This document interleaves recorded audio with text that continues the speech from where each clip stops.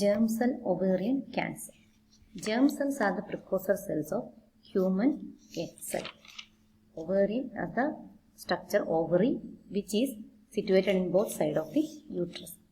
So ovarian cancer occurs when the precursor cells of germ cells will multiply into enormously and forms a tumor. So coming to the germ layers. We have three germ layers: ectoderm, mesoderm and endoderm. So ectoderm will give rise to brain and spinal cord. From these three germ layers, the whole body will be developed. Mesoderm give rise to bones and muscles, and endoderm give rise to gastrointestinal tract. So there are some germ cells. They do not differentiate into specific cells. They are usually pluripotent, and usually these cells will be found in the ovary and testis in human beings. Eventually, these pluripotent cells develop into egg and sperms. Next, coming to the types of germ cell ovarian cancer, we have benign tumors and malignant tumors. So benign tumors, they does not invade or spread into other part of the body. Malignant tumors can invade and spread to other part of the body.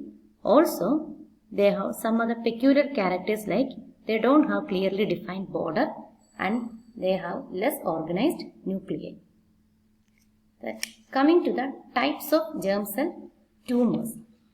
Classification of germ cell tumors. The first one is teratomas. Terat means monster and oma means tumors. So teratomas means monster-like tumors. So usually these teratomas will have all types of cells like teeth, hair, eyes, neurons and bones. Also, these teratomas will be originating from any part of the germ layers. These teratomas are divided into two types. The first one is mature cystic teratoma, which is the most common ovarian tumor which is found in young women and it originates from the tissues from all three germ layers. Example is struma ovarian tumor, which originates from the thyroid tissue and they releases thyroid hormone causes hyperthyroidism. Then the immature teratoma, they originate from the neuroectoderm cells. These immature teratomas are often malignant and they metastasize very quickly. The second one is yolk sac tumor or endodermal sinus tumor. These endodermal sinus tumors are commonly found germ cell tumor in children and they are very aggressive compared to the other types. In microscopic examination, we can see Schiller dual bodies, which is the rings of cells around the central blood vessels. The third one is choriocarcinoma, which is originating from the syncytotrophoblastic cells, which forms the placenta.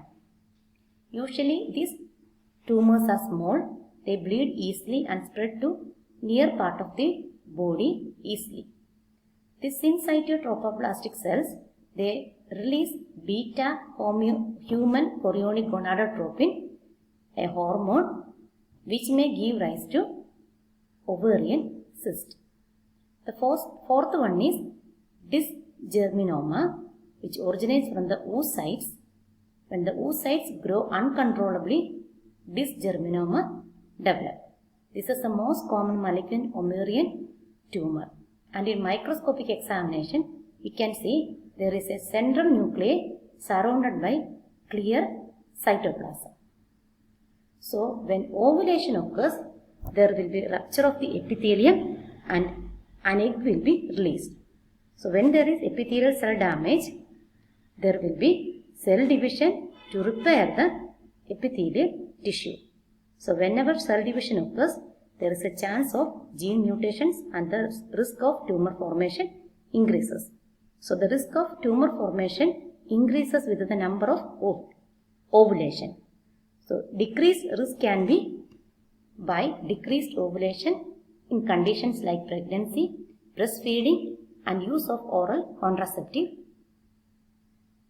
And along with increased ovulation, some other risk factors increases the chance of getting ovarian cancer like endometriosis, polycystic ovarian syndrome and some genetic mutations like mutations in BRCA1 or BRCA2 which are autosomal dominant genes. Also these mutations causes breast cancer in human beings. Also hereditary non-polyposis colorectal cancer or Lynch syndrome will increase the risk of ovarian cancer. Coming to the symptoms of ovarian cancer. Usually the symptoms are subtle and non-specific, but there will be abdominal distension, bloating, abdominal or pelvic pain due to the ovarian torsion, that is the twisting of ovaries, and ascites, abdominal masses, bowel obstructions, dyspareunia, that is pain during sexual intercourse. Then the peculiar symptom is Sister Mary Joseph nodule, which is occurring in metastasis of the ovarian tumor to the umbilicus. Then coming to the diagnostic studies, the ovarian cancer is identified using the presence of tumor markers like beta HCG, then transvaginal ultrasound, biopsy to identify whether it is benign or malignant tumor. Also, we will go for a CT or MRI to identify, to get the evidences of metastasis. Then coming to the treatment modalities, ovarian cancer treatment will be chemotherapy, surgery and radiotherapy. So surgery is finalized when the tumor is confined to the ovary, and chemotherapy is done when it is spread to other part of the body. So a protein which is released by the ovarian tumor, that is carbohydrate antigen 125, which will be produced by the ovarian tumors. So tracking the levels of these proteins, we can identify the response towards the treatment. So coming to the summary, germ cell ovarian cancer, they are formed from the pluripotent germ cells, and they are of 4 types: teratoma, mature cystic teratoma and immature cystic teratoma, yolk sac tumor, then choriocarcinoma, which is originating from the placental tissue, and dysgerminoma originating from the oocytes. Ovarian cancer have the increased risk of increases with the time in ovulation and decreased risk with the pregnancy, breastfeeding and oral contraceptives.